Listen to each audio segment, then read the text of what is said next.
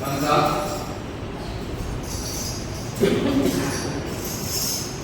పాత నిబంధనలో ఉన్నటువంటి పుస్తకాలు మనం ఆదికాండాన్ని ఆల్రెడీ మనకు తెలుసు. ఆదికాండంలో ఏ ఇన్ఫర్మేషన్ ఉందో, అలాగే నిర్గమకాండంలో ఏముంటుంది, తర్వాత లేవియ కాండంలో ఏముంటుంది, అవన్నీ కూడా మనకు అవగాహన ఖచ్చితంగా ఉండాలి. అవన్నీ ఉన్నప్పుడు మాత్రమే మనము దేవుడిని అర్థం చేసుకునేదానికి వీలవుతుంది. దేవుని యొక్క ఉద్దేశాలు, దేవుని యొక్క నిష్ఠాలు మనకు అర్థం అవ్వాలి అంటే ఖచ్చితంగా ప్రతి పుస్తకాన్ని మనము అధ్యయనం చేసి ఉండాలి, లేదా స్టడీ అయినా చేసి ఉండాలి. సరే, మంచిది. ముందుగా సంఖ్యాకాండంలో ఉన్నటువంటి కొంత వివరించి మరొక వారం నుంచి మనం సంఖ్యాకాండంలో కొన్ని విషయాలు నేర్చుకునేదానికి మనము ప్రయత్నం చేద్దాం. మొదటిగా సంఖ్యాకాండంలో ఏంటి అక్కడ ఉన్నటువంటి ప్రత్యేకత, ఉపోద్ఘాతంలో అంటే సంఖ్యాకాండంలో ఏముంది, అది ఉపోద్ఘాతం అంటే లేకపోతే పరిచయమైన కూడా మనం అర్థం చేసుకోవడానికి ప్రయత్నం చేద్దాం. సంఖ్యాకాండంలో ప్రాముఖ్యమైనటువంటి ఒక విషయం ఏముంది చెప్పండి, ఎవరికైనా ఐడియా ఉంటే చెప్పండి. సంఖ్యాకాండంలో ఒక ప్రాముఖ్యమైనటువంటిది ఒక ఉద్దేశం ఉంది. ఆ ఉద్దేశం సంఖ్యాకాండం రాయడం ఏంటి ఉద్దేశాలు, సంఖ్యాకాండం అంటే అర్థమేంటి, ఇవన్నీ కూడా మనకి ఖచ్చితంగా తెలిసి ఉండాలి. ఇవేం తెలియకుండా ఉంటే యేసుక్రీస్తు ప్రభు మనకి అర్థం కాదు అనే విషయాన్ని మనం ఈరోజు చూద్దాం. ఏంటి సంఖ్యాకాండంలో ఉన్నటువంటి ముఖ్య ఉద్దేశాలు? ఈ బొమ్మ చూసి మీకు ఏమన్నా అర్థమవుతుందా? ఏదో పిచ్చి పిచ్చిగా ప్రవేశిస్తున్నారు అనుకుంటారా? సంఖ్యాకాండంలో ప్రాముఖ్యమైనటువంటి విషయము ఆ బొమ్మలో ఏంటది చెప్పడం చూద్దాం. అర్థమవుతుంది అసలు? సంఖ్యాకాండంలో దేవుడు ఇశ్రాయేలుని ఐగుప్తు నుంచి బయటికి తీసుకురాబోయే ముందు, అంటే ఇక రాత్రికో లేక రాత్రికో బయలుదేరతారు. ఎక్కడి నుంచి? ఐగుప్తు దేశం నుండి బయటికి బయలుదేరడానికి ఆల్రెడీ దేవుడు సిద్ధపరిచినటువంటి సమయం ఇది. అయితే ఇది ఈ ప్రాంతం అంతా కూడా సంఖ్యాకాండంలో ప్రాముఖ్యమైనటువంటి సన్నివేశం. సంఖ్యాకాండంలో ఏంటి ప్రాముఖ్యమైనటువంటి సన్నివేశం అని మనం చూస్తే, దేవుడు ఇశ్రాయేలుని ఐగుప్తు నుంచి బయటికి తీసుకొచ్చేటప్పుడే వాళ్ళకి ఒక ప్రత్యేకమైనటువంటి స్థానాన్ని ఏర్పాటు చేశాడు ఆ 12 గోత్రాల వారికి. అందులో భాగంగా ప్రత్యక్షపు గుడారం, ఇది చాలా ప్రాముఖ్యమైనది. బైబిల్ గ్రంథంలో ఉన్నటువంటి ధర్మశాస్త్రంలో ఉన్నటువంటి 5 పుస్తకాలు చెప్పినంతా కూడా ప్రత్యక్షపు గుడారం. దేవుడు తండ్రి అయిన దేవుడు ఇశ్రాయేలుకు ఇచ్చినటువంటి ఆజ్ఞలకి సంఘానికి ఖచ్చితంగా పాత నిబంధన మనం తెలుసుకోవాలి. పాత నిబంధన మనకు తెలుసున్నప్పుడు మాత్రమే కొత్త నిబంధన అర్థమవుతుంది. లేకపోతే కొత్త నిబంధన ఎవరికి అర్థం కాదు. సరే, నేను అక్కడికి వెళ్ళను. కానీ ఎందుకు పాత నిబంధనని మనం అంతా ధ్యానం చేశాం. పాత నిబంధన అంతా ఎవరు చూపిస్తుంది? పాత నిబంధనలో ఉన్నటువంటి ప్రతిది కూడా, ప్రతి పుస్తకం కూడా యేసుక్రీస్తు ప్రభువును చూపిస్తుంది. ఛాయ అంటే ఇక్కడ యేసుక్రీస్తు ప్రభు ఉన్నాడు, ఈయనే ఈ కొత్త నిబంధనలో వచ్చినటువంటి ఈ వ్యక్తే ఇక్కడ ఉన్న వ్యక్తి అని చూపించడానికి పాత నిబంధనని మనకు కొత్త నిబంధనని 2 నిబంధనలుగా చేశారు. సరే, నిబంధన అంటే అర్థం, నిబంధన అంటే అర్థం చెప్పాను. నేను మత్తయి సువార్తలో చెప్పాను. నిబంధన అంటే అర్థం ఏంటంటే 2 వ్యక్తుల మధ్య చేసుకునేదాన్ని నిబంధన అన్నారు. అయితే కొత్త నిబంధన ఏంటి, పాత నిబంధన ఏంటి? కొత్త నిబంధన ఇద్దరితో చేశాడా, లేకపోతే పాత నిబంధన ఇద్దరితో చేశాడని అంటాము. అవి పేర్లు అంతేగాని అక్కడ ఏమి నిబంధన కావు. కొత్త నిబంధన అంటే ఇశ్రాయేలుకి దేవుడు పెట్టినటువంటి కఠినమైనటువంటి నిబంధనల నుండి వారికి విమోచించడానికి కొత్త నిబంధన పెట్టినంతే. అవన్నీ అర్థం చేసుకోవాలి, చాలా జాగ్రత్తగా ఉండండి.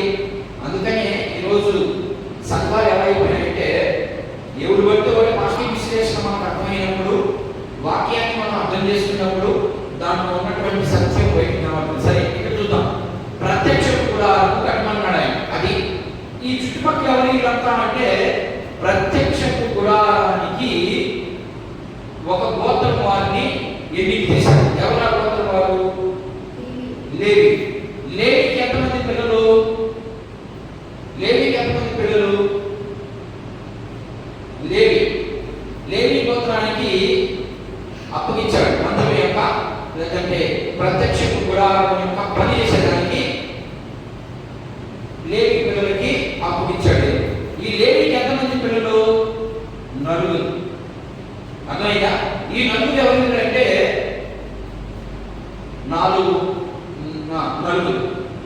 నలుగురు అయితే ఒకటి మోషే. అర్థమైందా? రెండెవరు? ఒకటి మోషే, రెండెవరు? లేవి పని చేస్తున్నటువంటి వారి పేరు చెప్పండి కనీసం. లేవి గోత్రంలో నలుగురు పుట్టారన్నారు కదా, మందిరానికి సంబంధించి లేవి గోత్రంలో నలుగురు ఉన్నారు. ఈ నలుగురు పేరులో మొదటి పేరు మోషే, రెండో పేరు అమ్మా ఎవరుమా? మందిరం పని చేస్తున్న ఎవరు? సొలొమోను. ఎందుకు చెప్పాడు? సొలొమోను దావీదు కాలంలో వస్తాడు. నేను మందిరం పని జరిగించేదానికి, మందిరంలో చాలా పనులు ఉంటాయి, అర్థమైనా ఆ పనులు జరిగించేదానికి లేవిని ఎన్నుకున్నాడు. లేవి గోత్రాన్ని ఎన్నుకున్నాడు. మొత్తం 12 గోత్రాల్లో ఒక గోత్రం తీసేస్తే ఎన్ని గోత్రాలు అయినాయి? 11 గోత్రాలు అయినాయి. ఈ 11 గోత్రాల్లో మరొక గోత్రం యాడ్ అయింది. ఏదది? యోసేపు. యోసేపు కుమారులు ఎంతమంది? ఇద్దరు. ఎవరెవరు? ఎఫ్రాయిము, మనష్షే. వీళ్ళిద్దరు ఎంటర్ అయ్యారు. అప్పుడు ఎంతైంది? 12 అయింది. అర్థమైందా? లేవి తీసేస్తే యోసేపు జాయిన్ చేయండి. లేవి తీసేది యోసేపు జాయిన్ చేస్తే యోసేపు ఇద్దరు కొడుకు అయితే ఇద్దరు చెరొక గోత్రాన్ని తీసుకున్నారు. అర్థమైనా? చెరొక ఆరాధన తీసుకున్నారు. కానీ మన లెక్క ప్రకారం మాత్రం 12, కానీ బైబిల్ లెక్క ప్రకారం 12.5 లెక్కేసుకుంటే ఆల్రెడీ 11 ఉన్నాయి. ఆ 11లో మన యోసేపుకి సంబంధించినటువంటి ఇద్దరు పిల్లలకి చెరొక గోత్రాన్ని ఇస్తే అప్పుడు ఎంత అయింది? 11 ఒక 2 గోత్రాలు ఎన్ని అమ్మా? 11 ఒక 2 14 గోత్రాలు అవ్వాలి. 11 2 13 గోత్రాలు అవ్వాలి. మరి 13 అవ్వకుండా 12 ఉన్నారన్నా నేను ఎందుకని 13 అన్నా కదా? 13 అవ్వకుండా 12 ఉన్నారని ఎందుకని నేను ఆరకి వచ్చిందంటే ఒకే కంటి పుట్టారు కాబట్టి చెరొక సగ గోత్రం వాడికి సగ గోత్రం వీడికి తీసుకున్నాడు. అందుకని 12 గోత్రాలే వస్తాయి. ఇది మీరు అర్థం చేసుకోండి. 12 గోత్రాలు.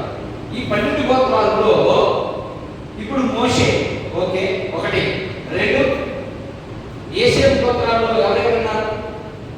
మనష్షే, ఎఫ్రాయిము ఉన్నారు. మరి ఈ లేవికి పుట్టినటువంటి పిల్లలు నలుగురు. ఈ నలుగురులో రెండోవాడు, మొదటివాడు మోషే, రెండోవాడు నేను చెప్తా చూడండి గెర్షోనీయులు, రెండోవాడు గెర్షోనీయులు, మూడోవాడు మొరారీయులు, నాలుగోవాడు కహాతు. పేరు సంతారా? మాకేంటి సంతారా? మాకెందుకు వచ్చింది గొడవ?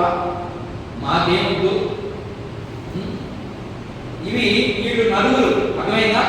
గెర్షోను, తర్వాత మొరారి, తర్వాత కహాతు. వీళ్ళు నలుగురు వీళ్ళు ఉడాలేస్తున్నారు. నలుగురు చుట్టుపక్కల ఉన్నారు. ఈ చుట్టుపక్కల మందిరానికి కాపలా కాస్తా ఉన్నాడు. ఓకేనా? మనం ఆధ్యాత్మికంగా మనం కూడా ఏం నేర్చుకోవాలో చూద్దాం. ఈ చుట్టుపక్కల ఎందుకు ఇలా వాళ్ళకి ఇలా దేవుడు ఆ పిక్చర్ పెద్ద ఒక ఫోటో లాగా ఎందుకు అట్లా దేవుడు నియమించాడు అని మనం ఇంటర్నెట్ వెళ్ళకపోతే ఇంటర్నెట్ బాగా క్లియర్ కనబడుతుంది. ఇలా ఎందుకు చేశాడంటే, ఇప్పుడు దాకా ఐగుప్తులు ఏం చేస్తున్నాడు? వీళ్ళు ఇప్పుడు దాకా ఐగుప్తులు ఏమన్నారు? ఏం చేస్తున్నాడు? బానిసగా ఉన్నారు. బానిసగా ఉంటే ఏ పని చేస్తున్నారు? అక్కడ బానిసగా ఉన్నారు. ఏ పని చేస్తున్నారు? బానిసగా ఉన్నప్పుడు కొన్ని పనులు చేస్తున్నారు కదా. ఐగుప్తు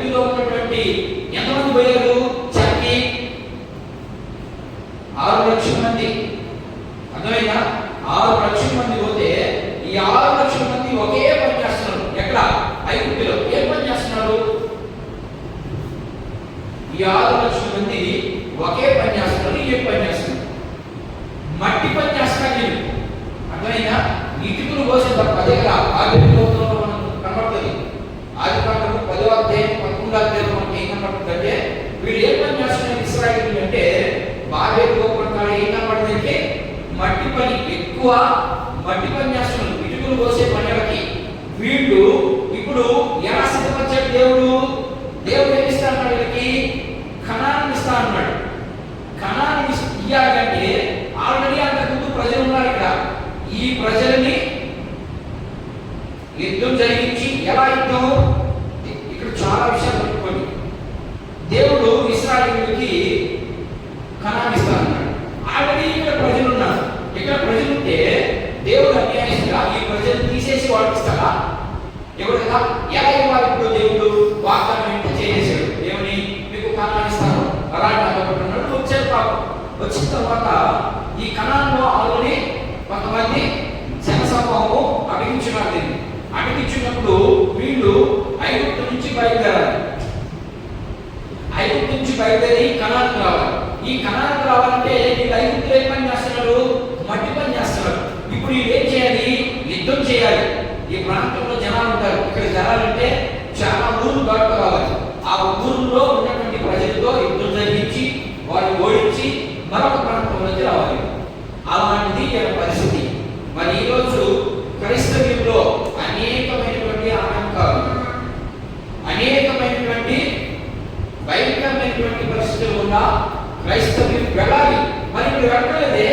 దేవుడు శ్రమపడ్డాడు, ఇక మనకి శ్రమలు లేవు. అంతే కదా? దేవుడు మన కోసం శ్రమపడ్డాడు, అసలు క్రైస్తవ్యానికి శ్రమ రాదు అని చెప్పేవాళ్ళు చాలా మంది ఉన్నారు. మరి ఇప్పుడు వీళ్ళకి దేవుడు తోడలేడా? వీళ్ళకి శ్రమపడ్డారు. క్రొత్త నిబంధనలో అయితే యేసు ప్రభువు వచ్చాడు, ఈ శ్రమని నా శ్రమను మోసాడు, ఆయన సంతకు మగలాడు. మరి పాత నిబంధనలో ఎడుతున్నటువంటి దేవుడు వీళ్ళకి శ్రమిస్తాడు. దేవుడు అసలు దేవుడు ఎట్టాలి? ఏ కోరుకుంటే రావాలి, అప్పుడు దేవుడు ఉన్నట్టు. లేకపోతే దేవుడు వేరే. అలాగే ఉంది ఈరోజు క్రైస్తవ్యం కూడా. దేవుడు ఏదైనా చేసేస్తాడు. ఎప్పుడు చేస్తాడు? ఎట్లా చేస్తాడు? నువ్వేం చేసినా చేసేస్తాడా? నువ్వు ఏ రీతిగా జీవిస్తున్నా చేసేస్తాడు దేవుడు.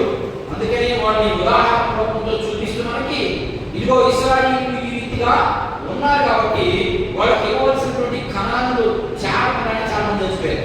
ఎంతమంది చచ్చిపోయారంటే ఈ 6,00,000 మందిలో ఇంచుమించు అందరూ చచ్చిపోయారు. కొద్దిమంది ఎవరు మిగిలారంటే యెహోషువ, కాలేబు, వాళ్ళకి సంబంధించినటువంటి కొంతమంది పిల్లలు అంతా కలిస్తే ఉదాహరణకి ఒక 100 మంది లేదా ఒక 1000 మంది అనుకోండి ఉదాహరణకి. అంతేగాని ఇక్కడ లెక్క చెప్పలేదు. 100కి 90% చచ్చిపోయారు అందరూ. ఈ ప్రాంతానికి చాలా అందులో అహరోను ఉన్నాడు, మోషే ఉన్నాడు, మిరియాం ఉంది, ఇంకా చాలా మంది గొప్ప గొప్ప నాయకులు ఉన్నారు. కారణం ఏంటంటే వీళ్ళు దేవుడు చెప్పినట్టు చేయలేదు. అంతే. మనం కూడా పరలోక రాజ్యం మనకి ఇస్తాను అని వాగ్దానం చేశాడు. ఏమని? ఎప్పుడు? మీరు నన్ను నోటితో ఒప్పుకొని విశ్వాసంతో నా యందు జీవిస్తే మీకు నేను పరలోకాన్ని ఇస్తాను. మరి నువ్వు ఎక్కడున్నావు? అప్పుడు నువ్వు నేను ఎలా ఉండాలి? వేళ చూసుకోండి. వేళ కూడా కణాన్ని ఇస్తానన్నాడు. ఇస్తానన్నాడు. నువ్వేం చేశాడు? దేవుడిని తృణీకరించాడు. దేవుడు చెప్పిన దానికి వ్యతిరేకంగా చేశాడు. అందుకని ఇక్కడికి కణానికి చావలేదు. మరి నీకు నాకు పరలోకాన్ని ఇస్తానన్నాడు. పరలోకం రావాలంటే నీకు ఇష్టం వచ్చిన జీవించేస్తే వచ్చేస్తా? నువ్వు అనుకున్నట్లు నేను అన్ని చేసేస్తున్నానంటే నాకేం ఇబ్బంది లేదు అని అనుకుంటే వచ్చేస్తా? ఎందుకు ఈ ఛాయ ఎందుకు చూపిస్తున్నాడు అంటే మరి బాబులారా, ఇదిగో మీకంటే ముందున్నోడికి బుద్ధి లేదు, మీకు కూడా బుద్ధి వస్తుంది దీన్ని చూసి. అర్థమైందా? ఎలాగంటే ముందున్నటువంటి వారికి కొన్ని ఉదాహరణలు ఇవ్వలేకపోయాను. మీకు ఉదాహరణగా ఇశ్రాయేలు ప్రజలు చూపిస్తున్నాను. మీరు సంఘం అంటే యేసుక్రీస్తు రక్తంతో కడగబడిన ప్రజలారా, ఇదిగో వేళ చూడండి. వేళ జీవితంలో మంచిగా ఉన్నారా దేవునికి? మీ జీవితం అలా ఉందా? అయితే పరలోకం గ్యారెంటీ. ఒకవేళ అలా లేదా, వాళ్ళకి కణాలు చాలలేదు, మరి నువ్వు మాత్రము ఇలాగే జీవిస్తే నువ్వు కూడా పరలోకానికి పో. కాబట్టి నీకు సమయం ఉంటే వాళ్ళ సమయం లేదు. కాబట్టి నీకు సమయం ఉంది కాబట్టి నువ్వు మారు మనసు పొందుకునేదానికి ప్రయత్నం చేయి. నేను చెప్పిన మాట వినేదానికి సిద్ధపడు. అప్పుడు ఖచ్చితంగా పరలోకానికి నువ్వు చేర్చుకుంటావు అని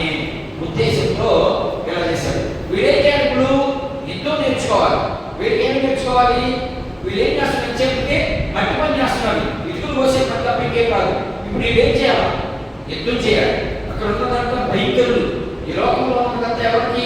క్రైస్తవులకి మారు మనస్సు లేనటువంటి ప్రజలు ఎలా ఉంటారు? భయంకరమైనటువంటి ప్రజలు. అలాంటి ప్రజలు ఏళ్ళ మధ్య ఇశ్రాయేలీయులు చాకచక్యంగా పోవాలి.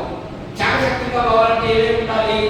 ఈరోజైతే డబ్బు, హోదా, బలం, జనం ఇవింటే ఖచ్చితంగా చాకచక్యంగా వెళ్ళిపోతున్నారు. కానీ ఆ రోజుల్లో వీటి కంటే బలవంతులు ఉన్నాడు. ఇప్పుడు అపవాది అలాంటిది క్రైస్తవ సంఘానికి ప్రతి దాన్ని చేసుకుంటూ పోవాలి ముడి. ఇది పరలోకం, రాష్ట్రంలో పరలోకం. అర్థమైందా? సంఘం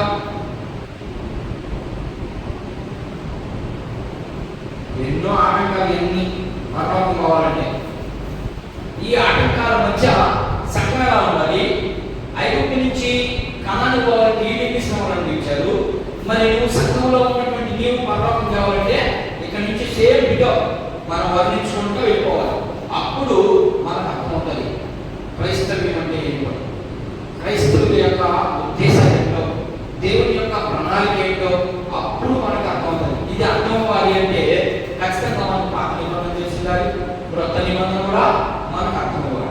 అందుకని ఇశ్రాయేలీయుల్ని ఇలా నష్టపరిచాడు. ఇది సంఖ్యాకాండంలో ఉన్నటువంటి ఇంట్రడక్షన్ చెప్తా ఉన్నాను.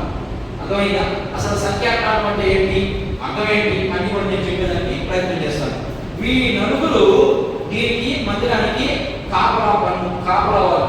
వీళ్ళు ఎవరెవరు ఏ ప్రాంతాల్లో ఉన్నారో మనం చూద్దాం. మొదటిగా మోషే ఈ పని ఏంటి? యాజకత్వం చేశాడు, అంటే బలులు అర్పించే వ్యక్తి పని. ఈయన ఎక్కడ పనిచేస్తాడు? ప్రత్యక్ష గుడారంలో పనిచేస్తాడు. ఇకపోతే గెర్షోనీయులు రెండోవాడు. వీళ్ళు ఏం పని చేయాలి? దేవుడు నియమించాడు. గెర్షోనీయులు ఏం పని చేయాలి? ఏ పక్క ఉండాలి? 4 దిక్కులు, తూర్పు, పడమర, ఉత్తరం, దక్షిణం.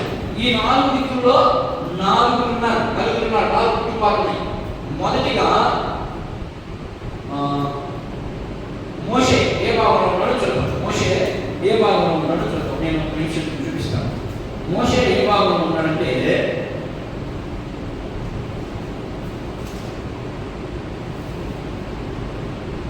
ఉత్తర దిక్కులో ఉన్నాడు. గుర్తుపెట్టుకోండి, ఉత్తర దిక్కులో ఉంటాడు.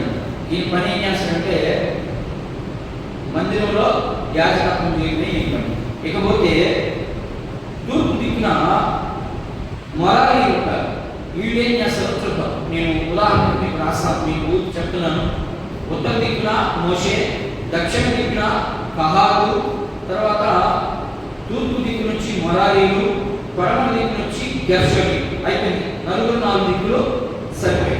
ఇప్పుడు వీళ్ళందరూ కూడా లేవీ పుట్టినటువంటి సంతానం. చూద్దాం ఒకసారి. లేవీ వీళ్ళు పుట్టారు అనేది మనం ఒకసారి నిర్గమకాండము 6వ అధ్యాయం, దానికంటే ముందు ఇంకొక భాగం ఉంది, దాన్ని చూద్దాం. నిర్గమకాండము 6వ అధ్యాయం 16వ వచనాన్ని ఒకసారి గమనిద్దాం. అసలు మీరు చెప్పేది నిజమేనా, పూర్తినేనా అని మీరు అనుకుంటారేమో. అందుకని కొన్ని వచనాలు మనం చదివేదానికి ప్రయత్నం చేద్దాం. చదవండి. నిర్గమకాండము 6వ అధ్యాయం 16వ వచనం. అప్పుడు యాజకుడు యెహోవా సన్నిధికి అతని నిమిత్తం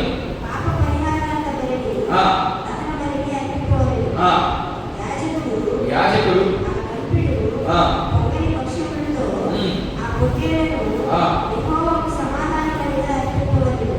ఎక్కడ చదువుతున్నావు? నిర్గమకాండం. లేదా ఏ గమనించామని నేను చెప్పింది ఏమని? నిర్గమకాండము 6వ అధ్యాయము 16వ వచనంలో ఈ మాట చూద్దాం. చదువు. లేవీ కుమారుల పేర్లు వారి వారి వంశావళుల చొప్పున ఏవేవనగా గెర్షోను, కహాతు, మొరారి, లేవీ. వీళ్ళెవరు కుమారులు? లేవీకి సంబంధించినటువంటి పిల్లలు. ఆదికాండంలోనే మనకు కనబడతాయి. చూద్దాం ఒకసారి. ఆదికాండము 46వ అధ్యాయం 11వ వచనం కూడా ఒకసారి మనం గమనిద్దాం. ఆదికాండము 46వ అధ్యాయం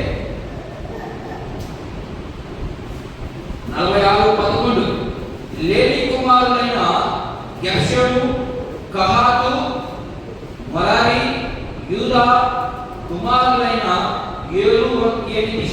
పక్కన పెట్టి మీకు అర్థమయ్యేదానికి మాత్రమే నేను అక్కడ మనం చూస్తాను. సరే, వీళ్ళు దేవుడు ఒక్కొక్కరిని ఒక్కొక్క పనికి నియమించాడు.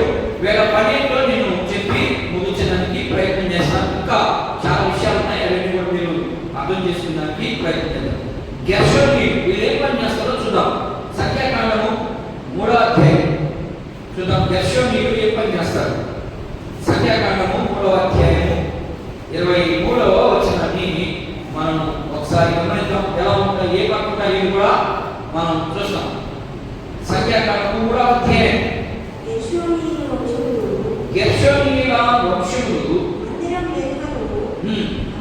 అనగా ఎక్కడ దిగాలంటే వీళ్ళు పడమటి దిక్కున, నేను ఇందాక ఏం చెప్పాను, పడమటి దిక్కునే వీళ్ళు ఉంటారు. వీళ్ళు ఏం చేయాలి చూడండి, కరెక్ట్గా చూడండి. గెర్షోనీయులు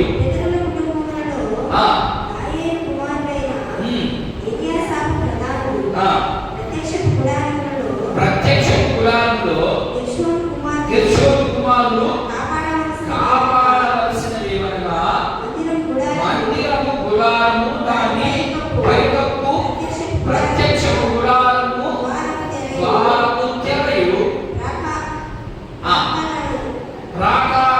ప్రాకారములు, మందిరమునకు బలిపీఠమునకు చుట్టూ ఉన్న ప్రాకారము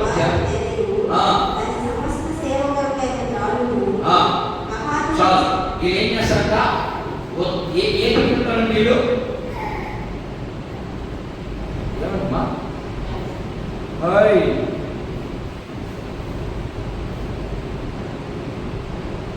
ఏం మాట్లాడండి ఒకసారి. వీళ్ళు ఏ దిక్కులు ఉంటున్నారు? వీళ్ళు పడమటి దిక్కున, వీళ్ళు ఉండేది పడమటి దిక్కున ఉంటారు. వీళ్ళ పని ఏంటంటే మందిరంలో ఉన్నటువంటి తాళ్ళు, దానికి సంబంధించినటువంటి ప్రత్యక్ష గుడారానికి తాళ్ళు, తెరలు అట్లాంటివన్నీ చేసే పని వెళ్ళి ఎవరిది? గెర్షోను పని ఇది. రెండవది ఇంకొక వచనం కూడా చూద్దాం. 23 చదివారు కదా. సరే, ఇప్పుడు కహాతీయుల పని ఏంటి? రెండవది కహాతీయులు ఏ పని చేస్తారు? వీళ్ళు సంగతి ఏంటో చూద్దాం. 3వ అధ్యాయం 29వ వచనం చూడండి ఒకసారి. 3:29 కహాతు కుమారుల వంశములు అనగా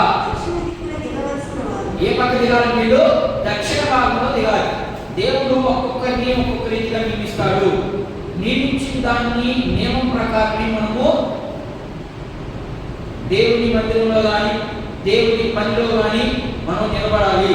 మనకు నచ్చినట్లుగా మనం చేస్తే ఇప్పుడేమో బాగానే ఉంటుంది, రేపు ఒక దినాన దేవుడు నీకు అప్పగించిన పని నువ్వు ఎంత చేశావు అని అడిగినప్పుడు నువ్వు సమాధానం చెప్పుకోవాల్సిన బాధ్యత నీ మీద ఖచ్చితంగా ఉంటుంది. దాన్ని గుర్తు చేసేదానికే ఈ సంఖ్యాకాండాన్ని నేను మరలా జ్ఞాపకం చేస్తామన్నా. చూద్దాం. ఇప్పుడు వీళ్ళేం చేస్తారమ్మా? వీళ్ళేం చేస్తారు చూడండి ఒకసారి. చదువు, మధ్య మాట చదువుకుంటా. 22వ వచనం పూర్తి చదువుకుంటా. 30 వచనం దక్షిణ దిక్కున దిగవలెను. కహాతు వంశములు పిల్లల కుటుంబములో ప్రధానుడు ఉజ్జియేలు కుమారుడైన ఎలీషామాను, వారు మందసము వల్ల దీపవృక్షపు వేదికలు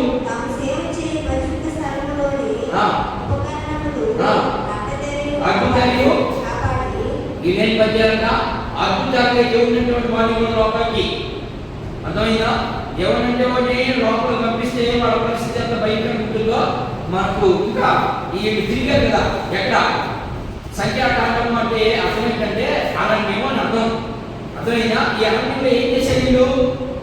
ఎన్ని సంవత్సరాలు తిరిగారు? అరణ్యంలో ఎన్ని సంవత్సరాలు తిరిగారు ఇశ్రాయేలీయులు? ఐగుప్తు నుంచి బయటకు వచ్చిన తర్వాత ఇశ్రాయేలీయులు అరణ్యంలో 8 సంవత్సరాలు తిరిగారు. రేపు ఆదివారం జవాబు జవాబు చెప్తే ప్రైజ్. ఓకే సరే. వీళ్ళు ఈ అరణ్యంలో ఏం చేశారంటే 40 వీళ్ళు తిరగగానే ఉన్నారు. అర్థమైందా? ఎన్ని సంవత్సరాలు తిరిగారు అనేది మీరు నాకు జవాబు చెప్పాలి. ఓకేనా? వీళ్ళు తిరుగుతానే ఉన్నారు, మనం కూడా తిరుగుతాం. వాళ్ళు ఎలా తిరిగారు, ఎందుకు తిరిగారు, దాని వివరంతా మనము ప్రతి శుక్రవారం ఒకరవ దాన్ని అర్థం చేసుకున్నానికి ప్రయత్నం చేద్దాం. ఇకపోతే వీళ్ళు రెండు అయ్యారు. ఒకటి 30 అయిపోయారు. లేవి అయిపోయాడు. లేవి అంటే మోషే. వాళ్ళు ఏం చేస్తారంటే లోకవేదిక చేస్తారు. తర్వాత గెర్షోనీయులు మరణ భాగంలో దిగుతారు. తర్వాత కహాతీయులు వీళ్ళు దక్షిణ భాగంలో ఉంటారు. వీళ్ళు పని ఏంటంటే మందిరం అడ్డుదారులకి దానికి కావాల్సినటువంటి సామాగ్రిలోకి ఎవరికి మానేయకుండా వీళ్ళే చేయాలి. ఇప్పుడు దాకా మనం గెర్షోనీయులు మాట్లాడుతున్నాం. గెర్షోనీయులు ఈ పని చేసినాక ఎవరి పని వాడు చేసినాక ఎవరికి అప్పగించిన పని వాడే చేయాలి. సరే. ఇకపోతే చివరిగా మొరారీయులు. ఈ మొరారీయులు తూర్పు దిక్కున ఉంటారు. వీళ్ళు ఏం చేస్తారో చూద్దాం. మొరారీయులు వీళ్ళు చూద్దాం. 38 వచ్చింది. 38 అదే 38 3:38 మందిరము ఎదుట తూర్పు దిక్కున అనగా ప్రత్యక్ష గుడారము ఎదుట పూర్వ దిశయందు దిగవలసిన వారు మోషే, అహరోను కుమారులు ఇశ్రాయేలీయులను కాపాడవలసిన పరిశుద్ధ స్థలములో ఉండువారు కాపాడవలెను. అన్యులు సమీపించిన యెడల అతడు మరణ శిక్షను. అంటే వీళ్ళ పనేంటి, వీళ్ళ నడుము పనేంటి, మందిరంలోకి ఎవరు పడితే వాడిని రానివ్వడు. 2 ఎవరికి అప్పగించిన పని వాడే చేయాలి. ఇది వీళ్ళ పని. ఇప్పుడు వీళ్ళ పని ఇదైతే మరి ఏం చేయాలా? యుద్ధానికి పోవాలి కదా. యుద్ధము 12 గోత్రాలు చేస్తే వీళ్ళు మాత్రం దేవుని మందసానికి చుట్టుపక్కల కాసుకుంటూ వస్తారు. ఒకవేళ తప్పిదారి ఎవరైనా మనసు దగ్గరికి పోతే చాలా మంది చచ్చిపోయినట్టు మనం చూద్దాం. ఎందుకు తాకారు, ఏ పరిస్థితి ఉన్నా మందిరం లోపలికి వెళితే, మందిరం లోపలికి వెళ్ళి దాన్ని తాకితే ఎందుకు చచ్చిపోవాల్సి వచ్చింది, దేవుడు ఎందుకంత ఆయన భయంకరమైనటువంటి కోపాన్ని చూపించాడు అనే విషయాన్ని కూడా మనం వరుసగా క్రమంగా మనం చూసుకుంటూ వెళ్దాం. అయితే ఇది వీళ్ళ పని. ఈ పుస్తకము హెబ్రీ భాషలో ఈ మాట రాస్తాను చూడండి. నేను హెబ్రీ భాషలో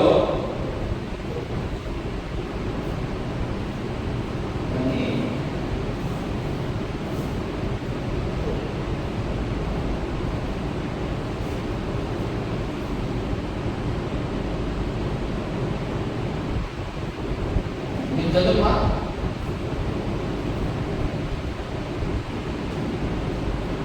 చదవండి.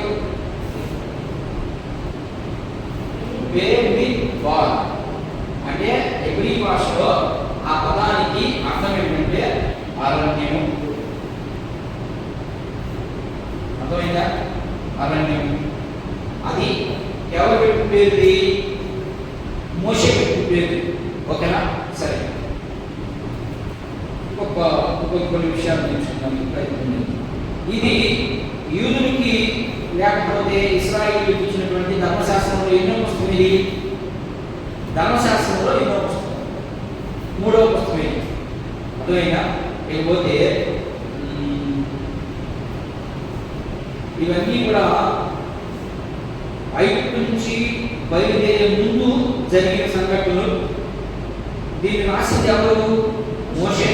ఎప్పుడు రాసినటువంటి ఉదాహరణకి అవి వచ్చే వారంలో ఎప్పుడు రాశారు, ఎక్కడి నుండి రాశారు, ఏ సంవత్సరంలో రాయబడింది అన్నీ కూడా వచ్చే వారం నుంచి మనం చూసుకుంటూ వెళ్ళేదానికి ప్రయత్నం చేద్దాం. ఇప్పటిదాకా ఏమకపోయినా రేపటి నుండి అన్ని వినేదానికి ప్రయత్నం చేయండి, రేపు వారం నుండి.